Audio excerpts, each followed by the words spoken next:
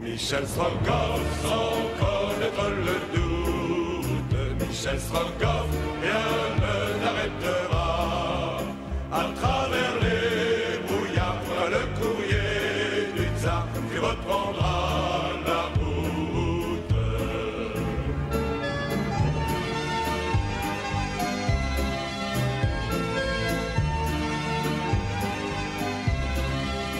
Avec la chair Nadia, quand la guerre finira, il reprendra la route. Michel Strogoff, après l'hiver sauvage, Michel Strogoff, le printemps reviendra. Avec la chair Nadia, si tu reviens chez toi, c'est grâce à ton si grand courage.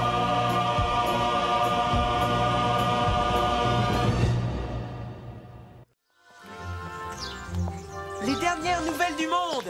Les dernières nouvelles du monde! Ah, non, mais tu me bottes sur la tête, mais enfin, qu'est-ce que c'est?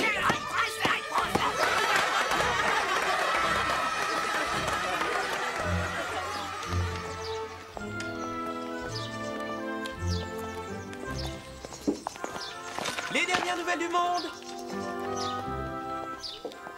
S'il vous plaît, jeune homme. Ouais, monsieur?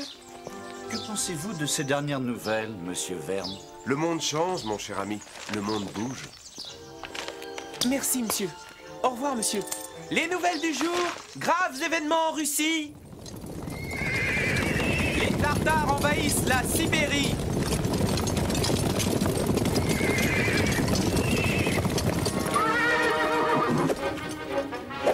Le télégraphe est coupé.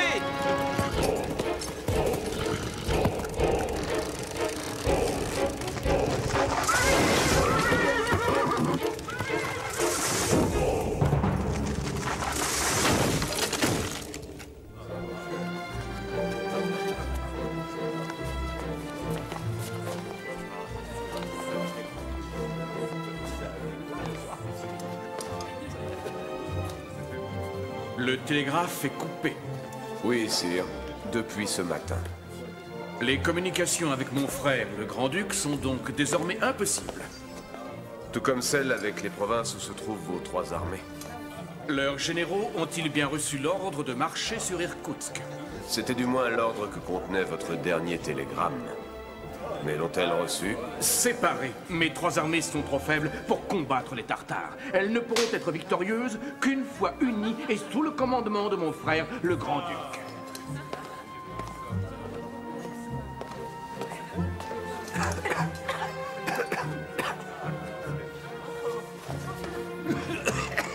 Avez-vous des informations au sujet du traître Ogarev? Non, sire.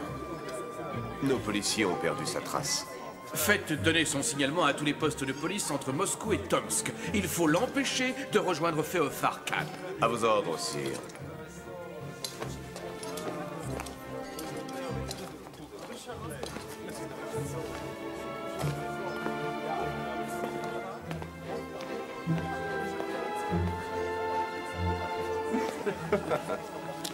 Mais qui est cet individu?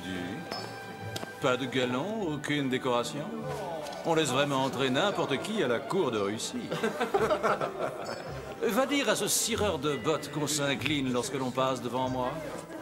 Eh, tu es passé devant le gouverneur de Sandozi sans le saluer.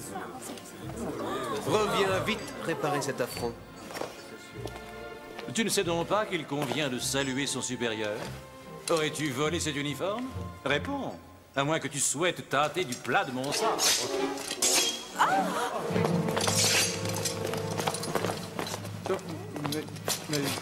Mais qu'est-ce que... Gouverneur, ce n'est pas ainsi que l'on s'adresse au père de toutes les Russies.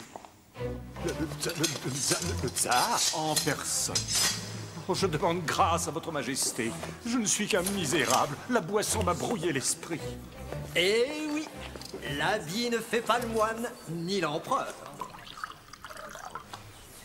Oh, mille excuses, monsieur, mais je vous connais. Vous êtes Harry Plant, le grand reporter du Daily Telegraph. Jolivet. Alcide Jolivet. J'aurais dû m'en douter. Mais que faites-vous ici? Il ne se passe rien de spécial et vous êtes pourtant connu pour être au cœur des événements importants.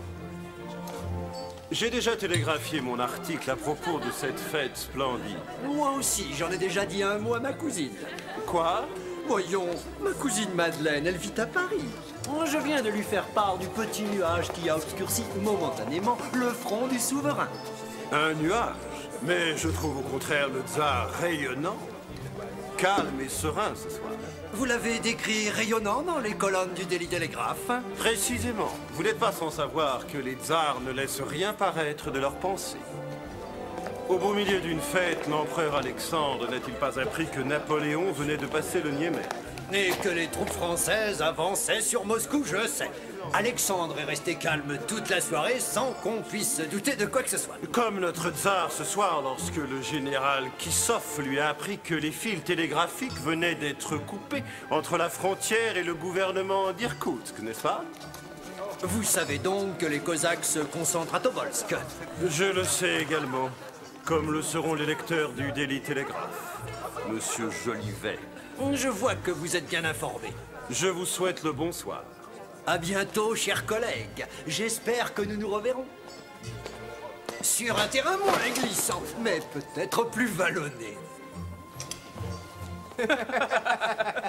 Qu'est-ce que cela veut dire? Que le dîner est servi, monsieur. Ça tombe bien, ces zakouskis m'ont mis en appétit. À table, il est grand temps de manger quelque chose. Hein?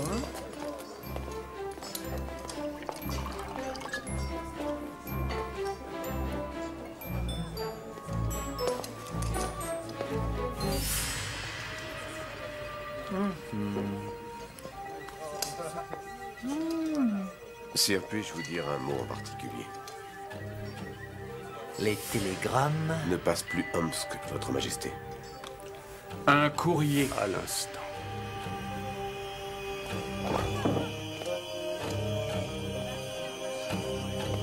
Oh!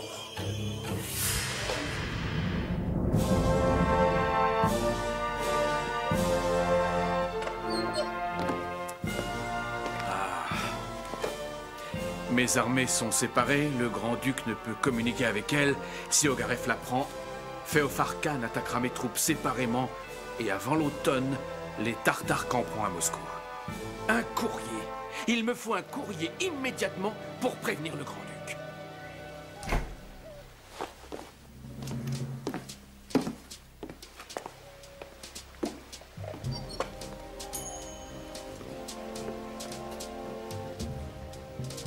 Vite, prévenons nos amis qu'un courrier ne tardera pas à sortir du palais.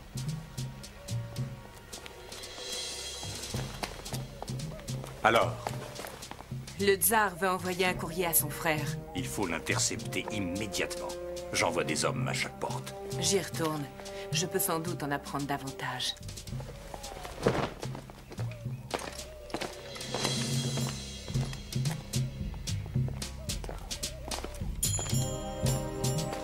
D'où venez-vous? Ce champagne français est excellent, mais il faut bien l'éliminer. Colonel, vos papiers. Il est interdit de circuler dans cette partie du jardin. Mon ami, tu fais bien ton travail. Mais respecte un peu mes galons si tu ne veux pas avoir d'ennui. Les ordres sont les ordres. Imbécile. Tu ne sais pas à qui tu parles. À la garde! À la garde!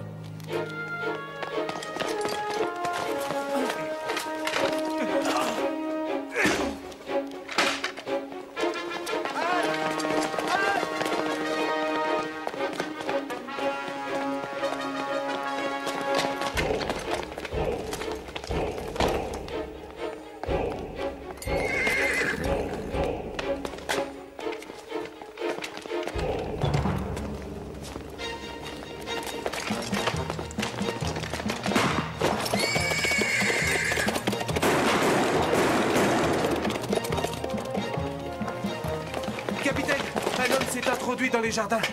Il avait un uniforme de colonel hussard. J'avertis immédiatement le chef de la police.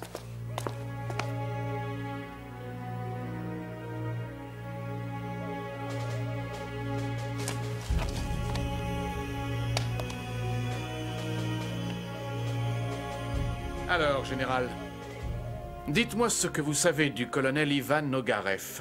C'est un homme ambitieux, très intelligent, un grand militaire. En quoi est-il si dangereux? Il fréquente les extrémistes qui ont déjà attenté à la vie du grand-duc.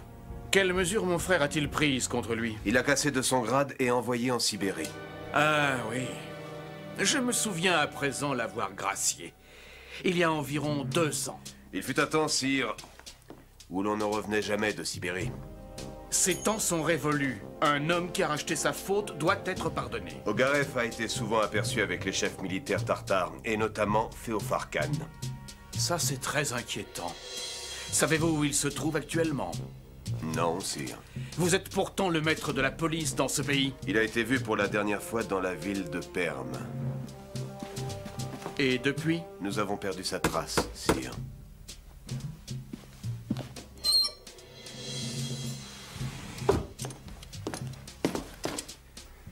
Eh bien. On vient de surprendre dans les jardins un homme avec une fausse barbe, habillé en officier russe. Il a réussi à s'enfuir, mais j'ai reconnu son signalement. Aucun doute, il s'agit bien de... Ogarev! Savez-vous où était Ogarev il y a 5 minutes? Non, sire. Là, sous mes fenêtres. Sous ce balcon où je me trouvais il y a encore peu de temps. Mais c'est impossible, sire. Il est recherché par toutes les polices du pays et mes hommes surveillent. Suffit! Les troupes de Féofar Khan savent que je n'ai pu joindre mon frère et que mes 3 armées sont séparées et donc vulnérables. Ivan Ogarev dirige visiblement un complot avec les Tartares. Il faut à tout prix prévenir votre frère le plus vite possible. Lui pourra rejoindre vos bataillons. Oui, mais il faut un homme sûr pour acheminer ma lettre. L'avenir de l'Empire en dépend. J'ai l'homme qu'il vous faut.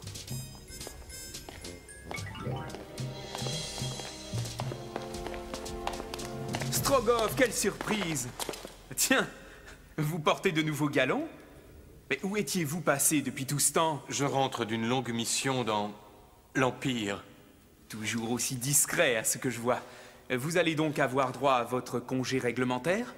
Je pars en effet dans 3 jours visiter ma mère qui vit à Omsk. Je ne l'ai pas revue depuis 3 ans.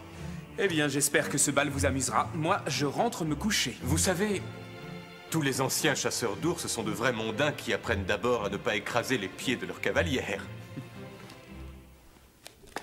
Ah, Moscou, la ville de toutes les splendeurs. Tout ce que cet empire compte de gens d'importance est réuni ici ce soir. Oh oh. Sans parler des dames les plus belles de l'Empire.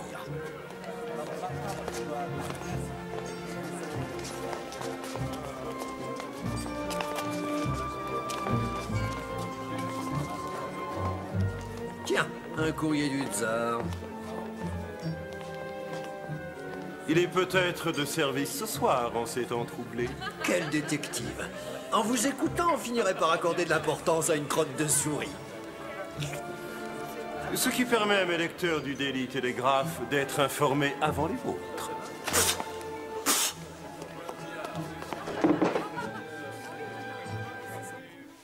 Êtes-vous certain qu'il soit l'homme de la situation? J'en réponds personnellement. A-t-il déjà accompli des missions périlleuses? Oui, sire, en Russie et à l'étranger, toujours avec succès. Il vient de Sibérie. Il a donc certainement du sang-froid, de l'intelligence et du courage. Tout ce qu'il faut pour réussir là où d'autres se casseraient les dents. Son âge? 25 ans. Un peu jeune, non? Il a une volonté de fer et un cœur d'or. Est-il prêt à partir? Oui, sur le champ. Il attend dans l'antichambre les ordres de votre majesté. Qu'il entre.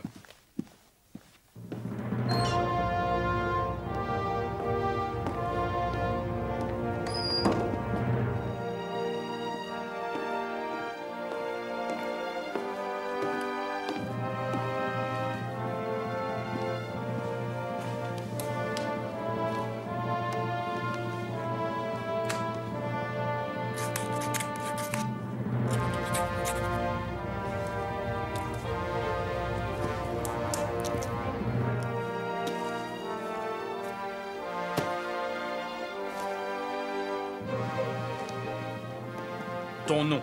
Michel Strogoff, sire. Ton grade? Capitaine et courrier du tsar. Tu connais bien la Sibérie, je crois. Oui, sire, j'y suis né. Où exactement? À Omsk, majesté. Y a-tu encore des parents? Oui, sire, ma vieille mère. Voici une lettre. Michel Strogoff, je te charge de la remettre en main propre à mon frère, et à nul autre que lui. À vos ordres, sire. Il faudra traverser un pays soulevé par les rebelles, envahi par les Tartares. Vous pouvez compter sur moi, Majesté. En passant à Omsk, tu n'iras pas rendre visite à ta mère. On pourrait te reconnaître. À vos ordres, Majesté. Tu n'avoueras jamais le but de ta mission, même sous la torture. Je le jure. Michel Strogoff, dans cette lettre se trouve scellé le sort de mon frère, de la Sibérie et peut-être bien de la Russie tout entière. Je la remettrai à son Altesse le Grand-Duc, ou je mourrai. Que Dieu te protège. À partir de ce soir, il n'y a plus de capitaine Michel Strogoff. Vous êtes désormais Nicolas Korpanov, négociant en chevaux. Voici vos papiers. Ils vous permettront de traverser tous les territoires russes sans problème. Vous aurez autant d'argent que vous le souhaiterez. Vous allez aussi rapidement trouver un homme sur votre chemin. Il s'agit du colonel Ogarev. Je vous ai préparé un rapport complet sur lui, que vous brûlerez après l'avoir lu.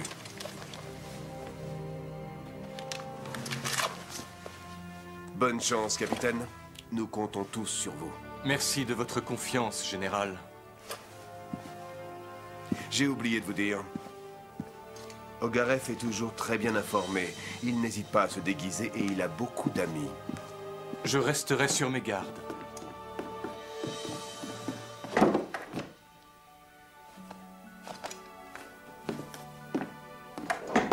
J'ai bien peur de l'envoyer à la mort. S'il en revient, ce sera un véritable héros.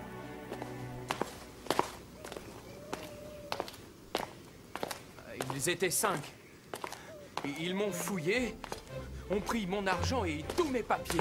Avec tout ce que tu as bu, j'imagine que tu as dû avoir du mal à te défendre.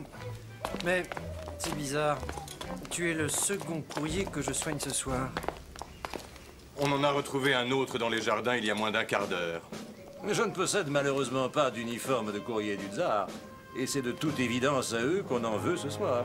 Dommage. Une bonne petite bataille de fin de soirée. Gouverneur, si vous le souhaitez, nous pouvons échanger nos uniformes, mais à la seule condition que je puisse me battre à vos côtés.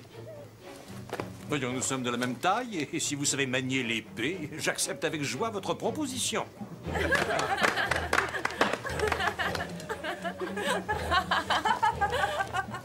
Allons-y.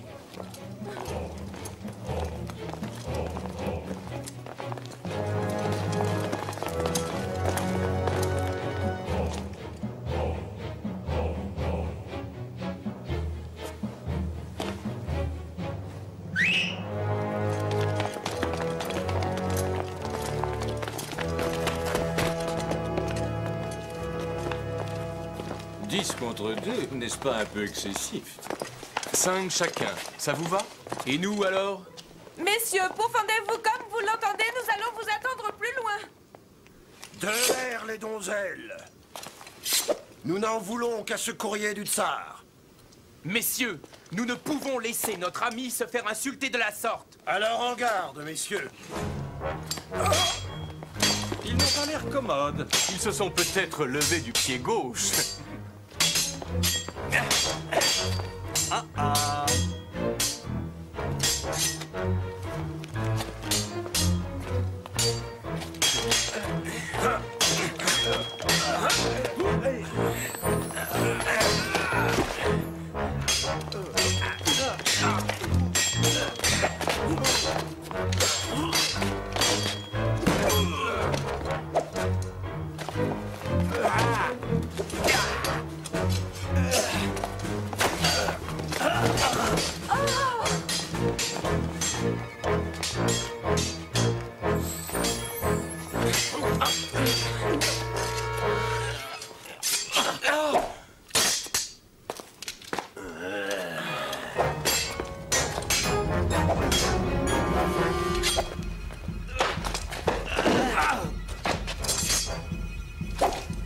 Merci, cher gouverneur. Tout le plaisir était pour moi.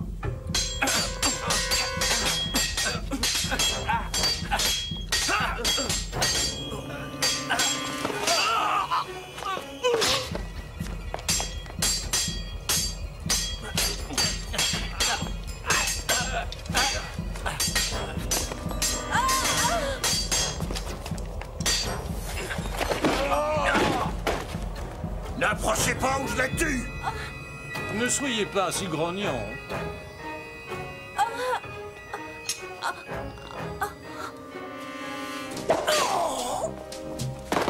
Épatant.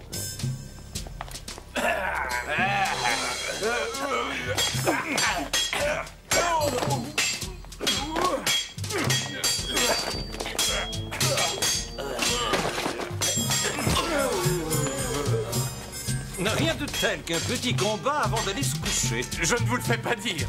Mais dites donc, quelle vie palpitante que celle de courrier du...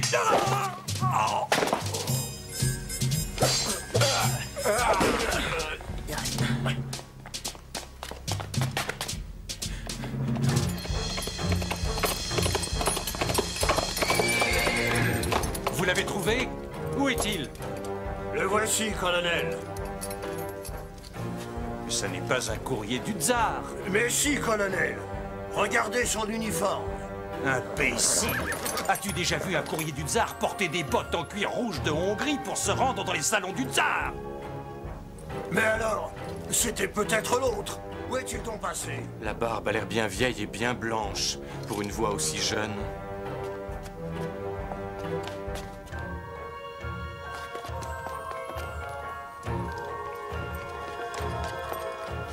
Le courrier du tsar a filé. On sait où il va, on ne sait pas qui il est. Par contre, on peut dire qu'il a une sérieuse droite. Michel Strogoff, sans connaître le doute. Michel Strogoff, rien ne l'arrêtera. À travers les brouillards, le courrier du tsar qui reprendra la route.